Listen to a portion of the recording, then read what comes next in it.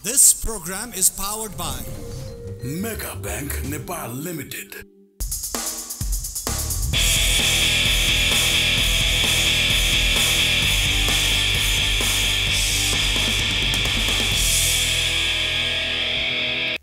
दर्शकबिन नमस्ते। प्राइम संवादमा यहाँलाई स्वागत छ। म कृष्ण मल्ल।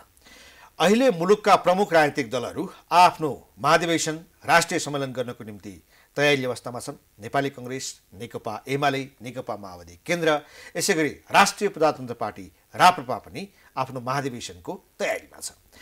अहिले ओडा जिल्ला हुँदै राप्रपाले आफ्नो प्रदेश स्तरका महाधिवेशनमा आफूलाई केन्द्रित गरेको छ र प्रदेशबाट केही नतिजाहरू पनि प्राप्त भइसकेका छन्।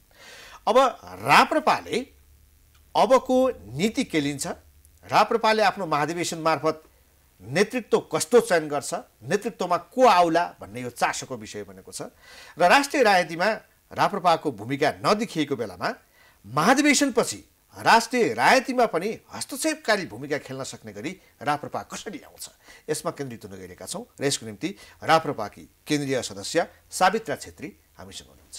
स्वागत छ यहाँलाई। नमस्कार, धन्यवाद। अब तपाईहरुको अधिवेशन चलिरहेको छ र महाधिवेशनको तयारीमा पनि हुनुहुन्छ। हिजो मात्रै विभिन्न प्रदेशहरूको नतिजा पनि आएको छ। यो अधिवेशन गर्दाखेरि के सरल रूपमा भइरहेको छ भने केही जटिलताहरू, त्यस्तो केही समस्याहरू, विवादहरू पनि उत्पन्न भएका छन् कि के छ स्थिति? खासै त्यस्तो विवादहरू त छैन। अब यो समय परिस्थितिले गर्दाखेरि अब हाम्रो चाहिँ नि कार्तिकमा भनेको महाधिवेशन मङ्सिरमा पुग्यो। त्यो चाहिँ बिचमा कोरोनाले गर्दाखेरि पनि कार्यकर्ताहरू एकअर्कामा र चाडपर्वले गर्दाखेरि पनि चाहिँ नि सार्नुपर्ने अवस्था भयो र त्यही अनुसारले नै चाहिँ नि जिल्लाको अधिवेशनहरू ढिला भयो। अनि अहिले चाहिँ अब भट्टाभट भइरहेछ। लगभग 76वटा जिल्लामा चाहिँ नि अधिवेशन सम्पन्न भएको छ लगभग। अब एउटा चाहिँ अब नजिकै भक्तपुर जिल्लामा चाहिँ अब त्यो प्राविधिक कारणले अलिकति ढिला सुस्त हुन गइरहेछ, त्यति नै हो। भक्तपुरमा के प्राविधिक पर्यो त्यस्तो? अब त्यही हो, अलिकति अब पार्टी कुटाकुट भएको खबर आएको छ। कहाँ प्राविधिक हुन्छ? होइन, त्यो अब यस्तो नि त, अब त्यो बाहिरी हल्लाहरू त आउँछन् तर खासै त्यस्तो नमिलेको अवस्था पनि होइन। त्यो कार्यकर्ताहरूमा अलिकति अब सर्वसहमतिमा गर्ने कि भन्ने थियो। अब होइन, भोटिङै गर्ने भएपछि त अब सबैजना आफ्नो तरिकाले चाहिँ नि व्यवस्थित हुनु पर्यो नि त, त्यही कारणले अलिकति ढिला भएको हो। महाधिवेशन मार्फत नेतृत्व कसले हत्याउने भन्नको निम्ति यी अधिवेशनहरू महत्त्वपूर्ण हुन्छन्। त्यसका निम्ति भक्तपुरमा कमल थापा पक्षले अर्घेलाई गर्यो, न्यु खोज्यो भन्ने सुन्नमा आएको छ। कुरा के हो? हल्ला त त्यस्तै चलेको हो तर त्यतिसम्म चाहिँ होइन। अब केही आन्तरिक अब एकै ठाउँमा भएका अब दुईटै अध्यक्ष चाहिँ हाम्रो चाहिँ त्यहाँका रामशरण र अर्को चाहिँ नि अध्यक्षज्यू दुईवटा एउटै स्तरमा भएका दुईजना चाहिँ नि जिल्ला अध्यक्षज्यूहरू अब अर्कोलाई छोड्दाखेरि जसलाई पनि अलिकति के अरे गरुङको मन त भइ नै हाल्छ। अब त्यसमा पनि उहाँहरू सहमतिमै जाउँ भन्नेमा हुनुहुन्छ अझै पनि होइन। अब सानो विवादहरू भयो होला तर जति सुनिएको छ बाहिर मिडियामा त्यो चाहिँ नि होइन। अब यी सबै नतिजाहरू हेर्दाखेरि अब नेतृत्वमा त खास गरी राप्रपाको अहिले हामीले हेर्दाखेरि उनी पशुपति शमशेर राणा, डाक्टर प्रकाश चन्द्र लोहनी र कमल थापा, यी तीनैजना मध्येबाट एकजना अध्यक्ष हुने हो, तीनजना बीच प्रतिस्पर्धा छ भन्ने अहिले सतहगत रूपमा त्यो सुन्नमा आएको छ, देखिन्छ पनि त्यही। यद्यपि अब नामहरू छन्, राजेन्द्र लिङदेनका, धवल शमशेर राणाका नामहरू पनि आइरहेका छन्। यो हेर्दाखेरि अहिलेसम्मको नतिजामा कसको चाहिँ पल्ला भारी देखिन्छ? यस्तो छ। अब हाम्रो पार्टीमा पटक पार्टी फुटेर जुटेको अब सबैलाई थाहा नै छ होइन। यो एकता भइसके पछाडि अब अधिवेशन त हुनु नै पर्छ। तर अध्यक्षज्यूहरू नै भयो भनेदेखि कार्यकर्तामा निराश पनि भइरहेको छ। किनभने अब तीनतिरकै कुरा सुन्दाखेरि कार्यकर्ताले के गर्ने कसो गर्ने भन्ने खालको चाहिँ नि विचार पनि आएको हुनाले अब अधिवेशन चाहिँ चाँडोभन्दा चाँडो गरौँ भन्ने कुरा थियो। त्यो अनुसार मिति तय भयो र अब 11, 12, 13मा हाम्रो महाधिवेशन हुँदैछ। अब हामीले चाहिँ भनेको अब जनताहरू एक त अब 2 वर्षदेखि कोरोनाको कहरले चाहिँ एकदमै पीडित भएका छन्, आक्रान्त भएका छन्। महाधिवेशनमा लागेका खर्चहरू बरु चाहिँ नि हामीले गाउँमा भएका जनताहरूलाई चाहिँ नि दिउँ, सर्वसहमतिमा होस् भन्ने हाम्रो चाहना हो। आम कार्यकर्ताको त्यही नै हो। अब हिजो मात्रै यहाँले देख्नुभयो काठमाडौँ जिल्लाको चाहिँ नि के अरे 3 नम्बर प्रदेशको चाहिँ नि अधिवेशन पनि सहमतिमै टुङ्गियो होइन। त्यस्तै गरेर अब यसमा नौलो के नै छ र अहिले अब नयाँ र पुरानो पुस्ता यहाँले भन्नुभयो। म नयाँ पुस्ता आउनु चाहिँ एकदम स्वागत योग्य नै छ। किनभने अब नयाँ पुस्ता आएन भनेदेखि अब त्यस पछाडि हामी पनि आउँछौँ भन्ने चाहिँ नि अरू मान्छेहरूलाई पनि चाहिँ नि हौसला हुन्छ र पार्टी अलिकति बृहत रूपमा जान्छ। अब यो नयाँ पुस्ता भन्दै गर्दाखेरि अब मलाई चाहिँ लागेको कुरा अब जुन दुईजनाको नाम चर्चामा आएको छ, सायद अरू पनि निक्लिनु होला महाधिवेशनमा, तर एक कार्यकाल त्रय अध्यक्षज्यूहरूमध्ये कसैले सर्वसहमतिमा चाहिँ नि अध्यक्ष भइदिएदेखि अबको नयाँ पुस्ताले उहाँहरूसँग कुनै अब चाहिँ नि समन्वय गरेर अबको 2-4 वर्ष पछाडि उहाँहरूले कुनै त्यस्तो कम्पिटिसनमा नगएर होइन आम जनताको चाहिँ नि चाहना अनुसारले फेरि दोस्रो पुस्ता आउँदा पनि हुन्छ। भनेपछि यो महाधिवेशनलाई सहमतिको महाधिवेशन बनाऊ भन्ने तपाईँको कुरा रह्यो। मेरो यसमा कुनै भोटिङ नगरौँ, 3 जना पशुपति शमशेर, प्रकाश चन्द्र र कमल थापा मध्येबाट एकजनालाई सहमतिको आधारमा अध्यक्ष चुनाउ भन्ने तपाईँको कुरा रह्यो। हजुर हजुर। किनभनेदेखि होइन अब अघि हजुरले कसको पल्ला भारी छ भन्नुभयो। अब पल्ला त यस्तो नि त 3टा अध्यक्ष हाम्रो लागि बराबरी हो अहिले। अब पहिला हुनसक्छ पार्टी एकता नहुँदाखेरि म पनि सामान्य अध्यक्ष डाक्टर प्रकाश चन्द्र लोहनी र पशुपति शमशेरपट्टि नैबाट म केन्द्रीय सदस्य भएको हो। चाहिँ एकता हुँदाखेरि अब जस्तै 60 र 40को कुरा यहाँहरूलाई प्रत्यक्ष थाहा थियो होइन, त्योबाट परेको हो। अब एकता भइसकेपछि त 3टै अध्यक्ष हाम्रो लागि बराबरी नै हो होइन। अब अरूलाई पनि अब एसयो भन्न गाह्रो छ र सहमतिमा भइदिएदेखि सम्पूर्ण कार्यकर्ताहरू चाहिँ नि को मनोबल चाहिँ गिर्ने थिएन कि। सहमति भनेको त पदको बाँडफाँड हो। अहिले धेरै ठाउँमा जहाँ अधिवेशनहरू भएका छन् त्यही ठाउँमा जहाँ सहमति भयो भनिएको छ त्यही ठाउँमा चाहिँ भागभण्ड भएको छ कि त्यो सहमति भनेको भागभण्डका आधारमा हो। तर अब 3 जना अध्यक्षबीच सहमति हुँदाखेरि एकजनालाई अध्यक्ष चयन गर्ने, बाँकी 2 जनालाई के गर्ने त? त्यही त, त्यो उहाँहरूको त अलिकति राष्ट्रिय सहमति हुन्छ नि त, अब हामीले बोलिहाल्न मिल्दैन त्यसमा त। उहाँहरूले तपाईँहरूले यदि सहमति गर्नुहोस् भनेर उहाँहरूलाई दबाब दिनुहुन्छ, सुझाव दिनुहुन्छ भने उहाँहरूको निम्ति व्यवस्थापनको लागि विकल्प पनि त दिनु पर्यो। तपाईँहरू यसो गर्नुहोस् भनेर विकल्प त होइन। माथिल्लो जुन नेतृत्वमा हुने जुन आदरणीय दायीहरू हुनुहुन्छ, नेताजीहरू हुनुहुन्छ, उहाँहरूले अब आन्तरिक कुराहरू त भइ नै रहेको छ होइन। अब होइन प्रतिस्पर्धामै जाने हो भनेदेखि पनि आखिर हुने त एउटै हो नि त। 3 जना मध्येबाट एकजना किन चाहियो भन्नुहोस् त? अघि नयाँ पुस्ता अगाडि आइसक्यो, अब त रूपान्तरणको कुरा छ, पुस्तान्तरणको कुरा छ, त्यस्ताहरूलाई पो अगाडि बढाउनु पर्ने हो। बुढाहरूलाई नै तपाईँहरूले मान्यता दिनु, तपाईँहरू अगाडि बढ्नुहोस् भनेपछि तपाईँहरू कहाँ जाने? होइन हामी होइन त्यो भन्न खोजेको होइन। नयाँ पुस्ता आउनु त एकदम स्वागत योग्य हो, एकदम सान्दर्भिक कुरा हो। यसमा हामीले पनि चान्स पाउँछौँ त्यसमा होइन। कुनै ठाउँमा नयाँ पुस्ता आउँदाखेरि त्यसमा विभागीय प्रमुखहरू पनि नयाँ आउनुपर्छ, के पुरानै हुनु हुँदैन होइन। जस्तै नयाँ व्यक्तित्व आयो भनेदेखि नयाँ सोच हुन्छ, नयाँ उमङ्ग हुन्छ होइन, अलिक ऊर्जाशील भएर आउँछन्। एउटै मान्छेले 15-20 वर्ष एउटै सङ्गठन चलाइराख्दाखेरि त्यहाँ भएका अन्य कार्यकर्ताहरूमा निराशा फैलिएको छ नि त। धेरै मान्छेहरू पार्टी छोडेर पनि गएका छन्।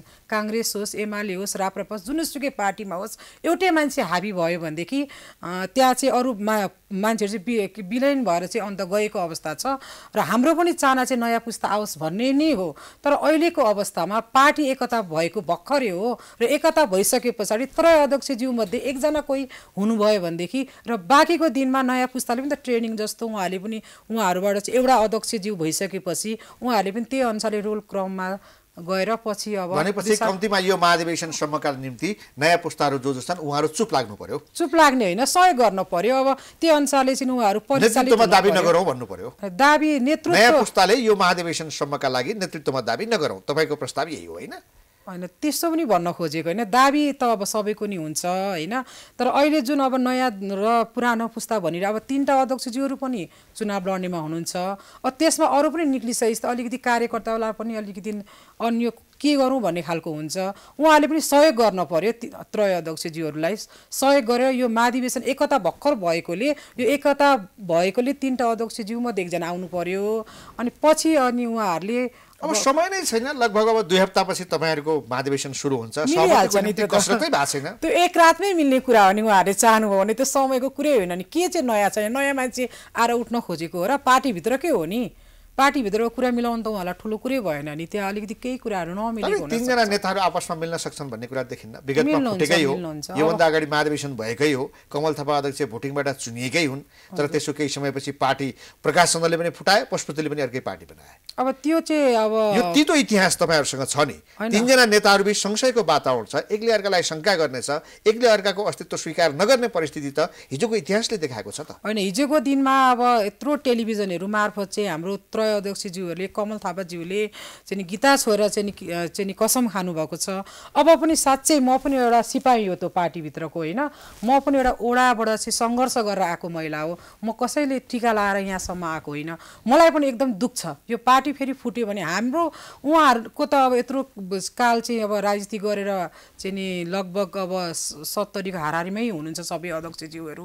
उहाँहरूले पार्टी फेरि फुटाउनु भयो भने हामी जस्तो कार्यकर्ताको भविष्य अन्यल छ। हामी पनि यही पार्टी भनेर घर व्यवहार चाहिँ छोडेर हिँड्ने होइन। अब पनि यो पार्टी फुट्यो भनेदेखि जनता कार्यकर्ताले नि तीनटा अध्यक्षज्यूहरूलाई अब कुन धारमा लाने, कुन व्यवस्था गर्ने गर्नुहुन्छ कि यो पार्टी फुट्ने भन्ने चाहिँ अब कुरा छैन। यो चाहिँ अब अमृत बुट्टी जस्तै चाहिँ प्रमाणित भइसकेको छ। तीनजना अध्यक्ष सहित राप्रपाका प्रमुख नेताहरूले गीता छोइसकेपछि पनि राप्रपा फुट्ने थुप्रै आधारहरू देखिएकै हुन्। अब ती दुईटा घोडा अल्छी भए, एउटा घोडा मात्रै कुदेर के गर्ने भन्ने कमल थापाका यस्ता विचारहरू पटक पटक आए। पार्टीभित्र नयाँ पुस्ताले उहाँलाई चुनौती दिँदाखेरि पार्टीबाट छोडेर गए हुन्छ बरु भन्ने किसिमका उहाँका घुर्कीहरू पनि सामाजिक सञ्जालमा छरपष्ट नभएका होइनन्। यो किसिमको धारणा बाहिर प्रस्फुटन नभए पनि भित्रभित्रै आफ्ना कार्यकर्तामाझ, आफ्नो निकटका नेताहरूमाझ डाक्टर लोहनी र राणाले पनि फैलाउनु भएकै छ। यो गीता छोइसकेपछि विकसित भएका घटनाक्रम हुन्। यसकारण गीताको मान राख्न सकेका छन् जस्तो मलाई लाग्दैन। होइन, यहाँले एकदम पोइन्टेड कुरा गर्नुभयो हो। यही कुरालाई नयाँ पुस्ताले तपाईँहरू मिल्नुहुन्छ भने मिल्नुहोस्, होइन भने हामी नयाँ पुस्ता निक्लिन्छौँ, हामी नयाँ पुस्ता चाहिँ यो पार्टी ह्यान्डल गर्न हामी तयार छौँ भनेको कारण यही हो। उहाँहरूलाई दबाब दिएको मिल्नको लागि नयाँ पुस्ताले, साँच्चै नै नयाँ पुस्ताले चाहिँ उहाँहरूलाई बहिष्कार गर्न खोजेको होइन। नयाँ पुस्ताले यही कुराहरू धेरै बाहिर आइसके पछाडि के हो त कुरा, तपाईँहरू मिल्नुहुन्छ भनेदेखि हामी स्वीकार छौँ, होइन भने हामी नयाँ पुस्ता पनि अब चाहिँ तयार छौँ है भन्नको लागि। नयाँ पुस्तामा पनि कसले आँट गर्यो भन्ने हो, दुईजनाको मात्रै नाम सुनियो, धवल शमशेर र राजेन्द्र लिङ्गदेन। त्यसबाहेक खै त कहाँ गए? के अरे मन्त्री विक्रम पाण्डेज्यू पनि दावेदार हुनुहुन्छ यसमा। तीनजनाको नाम आएको हो अहिलेसम्म। तपाईँको पार्टीबाट छोडेर एमालेमा जाने हल्लाहरू, त्यो हल्ला क्रियाकारीहरू धमाधम सुनिन थालेका छन्। त्यस्ता नेतालाई पार्टीको भविष्यको रूपमा देख्नुहुन्छ तपाईँ? अब हल्ला त हो, गइहाल्नु भएको छैन नि त, प्रमाणित भएको छ र हल्ला त जे पनि आउँछ नि। होइन, हल्ला चल्नुको पछाडि भित्रकै आधारहरू तय भएका छन्। यो कुरा सुनेपछि मैले पनि उहाँलाई सोधेको थिएँ के हो मन्त्रीज्यू भनेर। उहाँले चाहिँ न्युजमै पछिबाट चाहिँ यो चाहिँ हल्ला भ्रम मात्रै हो भन्नुभएको छ। एमालेका सेन्ट्रल लेभलका नेताहरूले समेत यो कुरा बाहिर भनिसकेका छन् कि विक्रम पाण्डेलाई हामी पार्टीमा ल्याउँदैछौँ। होइन, महेश बस्नेतज्यूले त्यो त्यत्तिकै एउटा यस्तो हुनसक्छ प्रचण्डज्यूलाई चाहिँ चितवनमा अब उहाँहरूको त द्वन्द्व छ नि, यहाँले प्रत्यक्ष देख्नु भएको छ नि चितवनमा के गर्ने त, कसले हराउँछ भन्दा विक्रम पाण्डेले हराउँछ होइन। अनि विक्रम पाण्डेज्यूलाई चाहिँ हामीले सहयोग गऱ्यौँ भने प्रचण्डलाई चाहिँ धुलो चटाउन सकिन्छ भन्नुभयो उहाँले। त्यो कुरामा आएको हो होइन, त्यो उहाँले यही नै हो भनेर किटान त गर्नुभएको छैन नि त। ल ठिक छ, अब पार्टीको नेतृत्वको सन्दर्भमा तपाईँले स्पष्ट भन्नु भएन, तीनजना मध्ये एकजना जो भए पनि हुन्छ भन्ने तपाईँको धारणा रह्यो।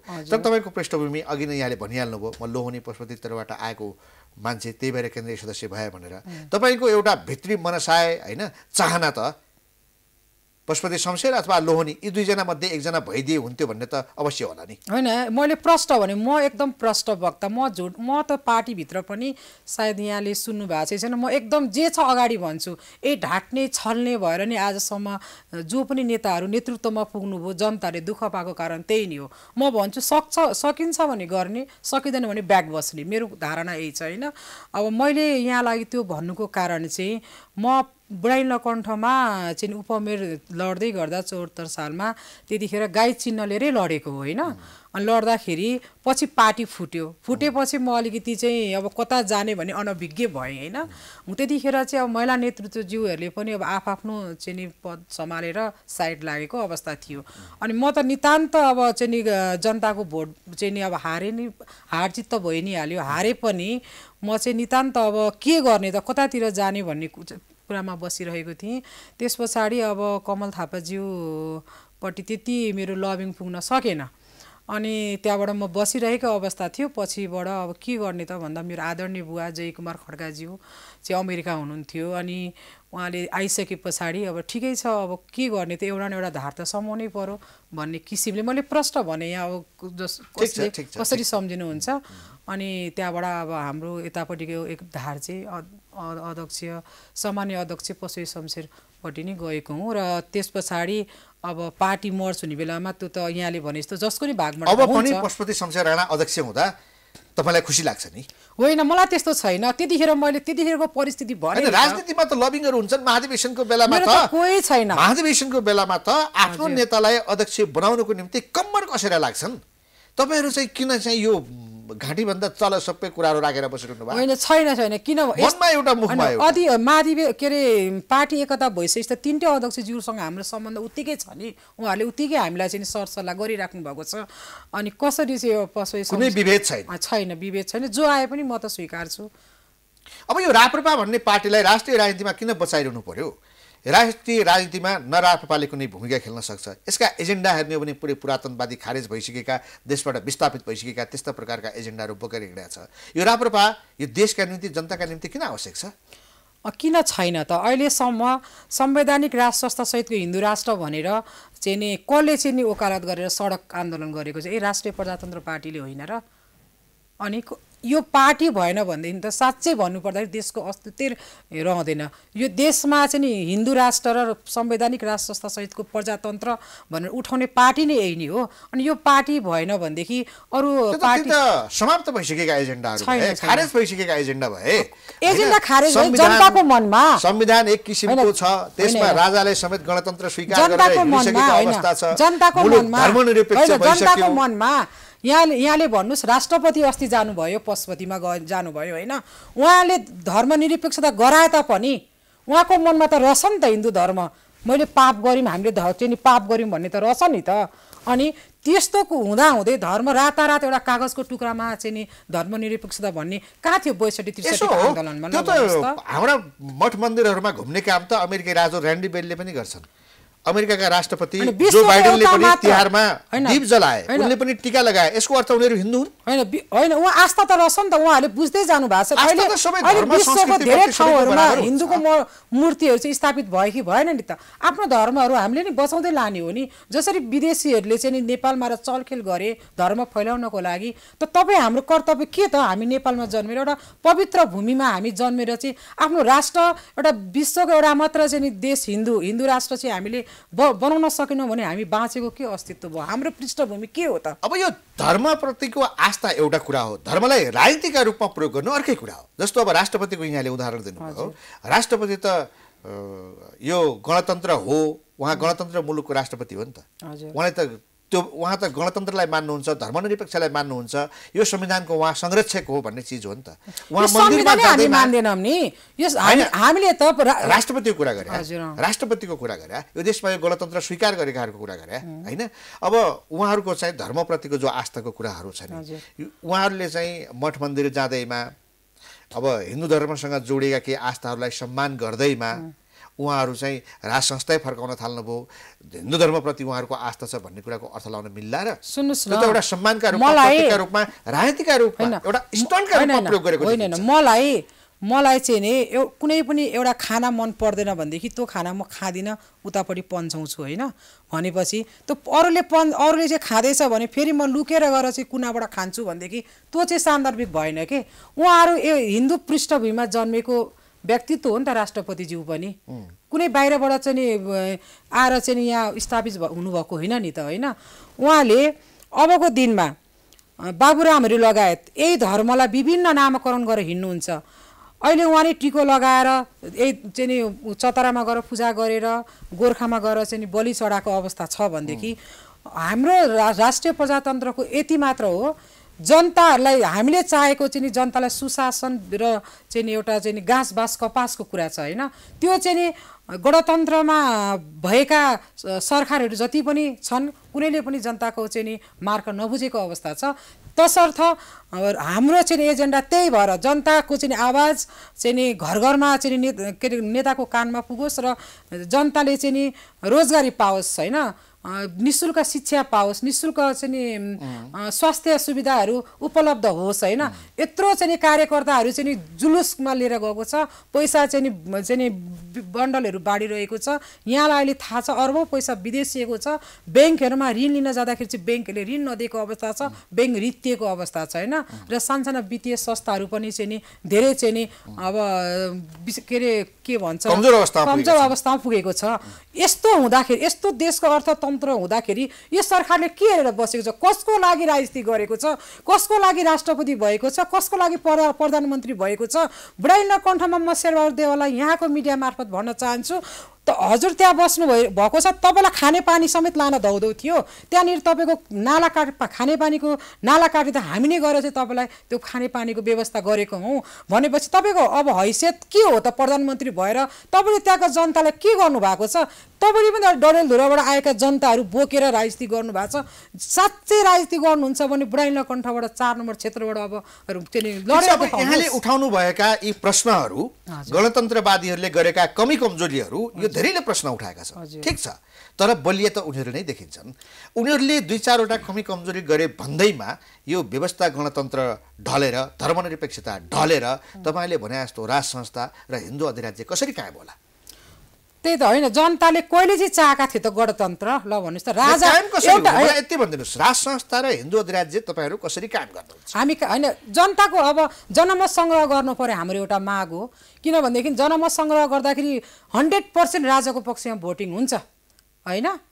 के अरे ब्यालेट र चाहिँ नि उसबाट चाहिँ मात्रै बन्दुकको नालबाट आएको सत्ता छ नि त। 17,000 मान्छे मारेर आएकालाई कानुन नलाएको र यही चाहिँ नि प्रजातान्त्रिक हिसाबले चलेका नेताहरूलाई कानुन लागेको पनि यहाँले देख्नु भएको छैन। तसर्थ हामी आम जनताको चाहना चाहिँ नि संवैधानिक राष्ट्र सहितको हिन्दू अधिराज्य हुनुपर्छ भन्ने माग छ। जनमत सङ्ग्रह भयो भने 100% हिन्दू अधिराज्य र राष्ट्र संस्थाको पक्षमा जनमत सङ्ग्रह हुनुपर्छ। हामी त अझ म त के भन्छु व्यक्तिगत हिसाबले भने यो चुनाव जुन अहिले ब्याङ्कहरू जुन आर्थिक अर्थतन्त्र जुन कमजोर भएको छ नि, यो चुनावको कारणले अब पनि चुनाव फेरि जुन भयो भनेदेखि यो मासु र रक्सीमा जसरी पहिला बेचिए जनताहरू किन नबेचिने? कमाइ छैन, विदेशिएका छन् युवाहरू, महिला बालबच्चाहरू घरमा छन्, खानालाई अभाव छ, 1-2 घन्टालाई अलिअलि ल हुन्छ भनेदेखि जाउँ न र भन्ने हिसाबले पनि यहाँनिर थाहै छैन उहाँहरूलाई। कसले चाहिँ सम्झाउने उहाँहरूलाई कुन कुराको चाहिँ ब्यालेन्स हो त्यो भइरहेको छ। त्यही भएर अबको दिनमा चुनाव हुँदाखेरि पनि त्यो जुन चुनावको त्यो बुथको नजिक पाक्छ नि त्यो भत्तेर, त्यो चाहिँ हामी भन्छौँ हामी कुन तरिकाले हुन्छ त्यो चाहिँ हुन दिने छैनौँ। किनभने सिधा मनबाट गएर भोटिङ गर्नु पर्यो अनि मात्र चाहिँ नि सही नतिजा आउँछ भन्ने हाम्रो धारणा हो। र अबको वर्ष आफैले भनिहाल्नुभयो, जसको सीता उसको गीता गाउने यो देश हो होइन, जसको शक्ति उसको भक्ति, धन सम्पत्ति बाँड्ने, अब पद प्रतिष्ठा धन सम्पत्तिले बोझ खुवाएर हुन्छ कि उनीहरूलाई प्रलोभनमा पार्ने, त्यसपछि आफ्नो पक्षमा नतिजा ल्याउने, भोट ल्याउने। अब जनमत सङ्ग्रहको कुरा गर्नुभयो, जनमत सङ्ग्रहको बाटोमा देश त गएको छैन। जनमत सङ्ग्रहको व्यवस्था त छ तर जनमत सङ्ग्रहमा देश गएको छैन र यो एजेन्डामा प्रमुख राजनीतिक दलहरूले सहमति जनाएका छैनन्। देश कहाँ जाँदैछ? आवधिक निर्वाचनमा। स्थायित्व के अरे देशमा साँच्चै नै स्थायित्व चाहिँ चाहिएको हो। जनतालाई साँच्चै जनताको लागि राजनीति गरेका हुन् भने म चाहिँ उहाँलाई विनम्र अनुरोध गर्छु, यो देश चाहिँ के अरे द्वन्द्वमा के अरे राजनीतिक धार्मिक द्वन्द्वमा धकेलिने, जातीय द्वन्द्वमा धकेलिने अवस्था भइरहेको छ। हिजो अस्ति पनि यहाँले देख्नु भएदेखि हाम्रो झन्डा जलाएको अवस्था, हाम्रो राष्ट्रिय जनावर गाई मारेको अवस्था छ होइन। अब जातीय हिसाबमा चाहिँ नामाकरण गरेको अवस्था छ। एक जनगणना भइरहेको छ अस्ति 25 गतेबाट चाहिँ आङ्काजी उहाँले चाहिँ नि प्रत्यक्ष भन्नुभएको छ यहाँ 60-65% भन्दा माथि गरिस् भने तेरो आगो लगाइन्छु भनेर उहाँले भन्ने त्यो तरिका हो। हामी 94% ओम परिवार भएको देशमा चाहिँ बाहुल्यता भएको देशमा उहाँले त स्वीकार्ने हो कि उहाँले चाहिँ नि धम्कीपूर्ण भाषा प्रयोग गर्ने हो? उहाँलाई पनि त चाहिँ देशको माया रहेनछ भने त थाहा हो नि त। साँच्चै नै राजनीतिक दलले देशको माया छ, जनताको माया छ भने स्थायित्व दिन सक्नुपर्छ। स्थायित्व दिनको लागि जनमत सङ्ग्रह गर्न के आपत्ति भयो त? गरौँ न। त्यो जनमत सङ्ग्रह गर्दाखेरि साँच्चै नै नतिजा राम्रो चाहिँ नि आउँछ भनेदेखि त्यसमा जानु उहाँहरूले चाहिँ नि अप्ठ्यारो मान्नु हुँदैन। समय छ नि, चुनाव सार्न के भयो र? कुन ठुलो कुरो भयो चुनाव 2-4 महिना पछाडि धक्कल्नलाई? यो तपाईँहरूको प्रस्तावको कुरा भयो, महत्त्वपूर्ण होइन, राजनीतिक मुद्दा त्यो छ। जनमतसंग्रहको माध्यमबाट टुङ्ग्याउँ भन्ने तपाईँहरूको प्रस्ताव रह्यो। आममा जनताको तर चाहना मुलुक त यही छ। निर्वाचनमा गयो, जनमतसंग्रहमा गइरहेको छैन। एउटा निर्वाचन तपाईँहरू हारिसक्नुभयो, 72 सालको संविधान जसरी बनाए। यसरी नै हारियो अब नि त। पनि फेरि निर्वाचन हुँदैछ। रातारात जनताहरूको घरमा गएर मागहरू पुरा नहुने, जनमतसंग्रह नगरिने, तर आवधिक निर्वाचनमा गएर फेरि यसै गरी देश चलाउने, संसद भरिने भयो, नेताहरू आउने भए, सांसद भएर सरकार बनाउने भए, राप्रपा जनमतसंग्रह भन्दै कराउँदै होइन, रहने राष्ट्रिय भयो, प्रजातन्त्र संसदमा पार्टीले प्रतिनिधित्व नहुने भयो। तर यी राष्ट्रिय गणतन्त्रवादीहरू सरकार प्रजातन्त्र चलाउने भयो। पार्टीले यो महाधिवेशन पछाडि एकदमै 77वटा जिल्लाबाट बृहत आन्दोलन गर्दैछ। यो आन्दोलनमा सम्पूर्ण देशवासीहरू होमिनु आवश्यक छ। यदि साँच्चै देशको माया छ र देशको हामी नेपाली नै भएर बस्ने मन छ भने, होइन भनेदेखि यहाँहरूले त्यसरी भोटिङ मार्फत जानुहुन्छ, अरू नै पार्टीलाई सहमत गर्नुहुन्छ, धर्मनिरपेक्षतापट्टि जानुहुन्छ भने त उहाँले पनि दुःख भोग्नुहुन्छ नि त। त उहाँलाई पनि त यो देशबाट यो महाधिवेशनपछि तपाईँहरूले चुनावको तयारी गर्ने कि आन्दोलन गर्ने? त्यो चाहिँ अब डिसाइड अब पार्टीले महाधिवेशन पछाडि नै गर्छ, तर आन्दोलन त हुन्छ। हामी त्यसै चाहिँ कस्तो बस्दैन। आन्दोलन गर्ने? अब त्यही संवैधानिक राज संस्था सहितको चाहिँ हिन्दू अधिराज्य, जनमत सङ्ग्रह हुनुपर्छ, जनताका हरेक चाहिँ मागहरू, घाँसबास कपासको चाहिँ व्यवस्था हुनुपर्छ, विदेशीका युवाहरू नेपालमा नै पुनः चाहिँ फर्काउने चाहिँ एउटा कुनै त्यस्तो व्यवस्था गर्नुपर्छ, रोजगारी त हुनुपर्छ। त्यसको लागि त आफ्ना एजेन्डाहरू जनता माझ लैजाने हो। हामीले लगिरहेको छौँ, घर-घरमा हामी गइरहेको छौँ। गाउँ-गाउँमा, वडा-वडामा यहाँले भने जस्तै घर-घरमा पुगेर जनतालाई सुसूचित गर्ने, आफ्ना एजेन्डाहरूबारे कन्भिन्स गराउने, आफूलाई भोट देऊ भन्ने हो। होइन, भोट मागेकै छैनौँ हामीले। आन्दोलन चाहिँ के का लागि? होइन, आन्दोलन त त्यसैलाई आन्दोलन भने हो। होइन, त्यही होइन। हामीले पहिला त हामीले अहिलेसम्म हामीले जनताको घर घरमा गएर यो कुरा राखिरहेका छौँ र उहाँ जनताहरू नै जस्तै अब यहाँले भन्नुभयो चुनाव हुन्छ, अरू पार्टीहरूले मान्ने, पार्टीले नमाने चाहिँ राष्ट्रिय सहमति नभएपछि गोलमेज सम्मेलन, हामी त भन्छौँ गोलमेज सम्मेलन गरेर चाहिँ नि राजादेखि विप्लव माओवादीसम्मको चाहिँ नि एउटा व्यवस्था आओस्, त्यो सबै सन्तुलन चाहिँ नि मिलाओस् भन्ने हाम्रो चाहना हो। त्योभन्दा बाहिर गइसकेपछि हामीले गर्ने पनि त त्यही त हो नि। अहिले जति पनि परिवर्तन भएका छन् यहाँले देख्नु भएको छ, आन्दोलन मार्फतै भएको छ नि। अब ठिक हो, आफ्नो पार्टीको एजेन्डागत रूपमा तपाईँहरू अगाडि बढ्न पाउनुभयो, तर हामीले बाहिरबाट हेर्दाखेरि राप्रपा त यस्तो पार्टीका रूपमा परिणत भएको छ जो राष्ट्रिय राजनीतिमा चुइक्क बोल्न पनि डराइरहेको छ। अब अहिले सर्वोच्च अदालतको यत्रो चाहिँ विवाद छ, न्यायालयको यत्रो विवाद छ, राप्रपाको धारणा के हो भन्दा राप्रपासँग जवाब छैन। होइन, जवाब यत्रो एमसीसी भन्नेको विवाद आयो, राप्रपाको धारणा के हो? नेताहरूका धारणा आउँछन्, पार्टीको धारणा आउँदैन। अनि यत्रो गठबन्धन बनेको छ, सत्ता गठबन्धन। यो राप्रपा भन्ने पार्टी सत्ता गठबन्धनसँग निकट छ अथवा विपक्षी एमालेसँग निकट छ? त्यहाँ पनि राप्रपाले आफ्नो पोजिसन क्लियर गर्न सकेको छैन। राप्रपा एक्लो यात्री भएर कहिलेसम्म गरेको छ? यस्तो छ नि, हामी राष्ट्रिय चाहिँ राष्ट्रको लागि, राष्ट्रियताको लागि चाहिँ हामी बोलिरहेका छौँ, होइन? व्यक्तिगत कुनै पनि पार्टीको लागि हामी किन बोल्ने? अब राष्ट्रको लागि चाहिँ यत्रो हामीले चाहिँ जनताको घर घरमा गएर सुशासित गरिरहेका छौँ भनेदेखि अब यो चाहिँ गठबन्धन सरकारमा जानुको औचित्य के त?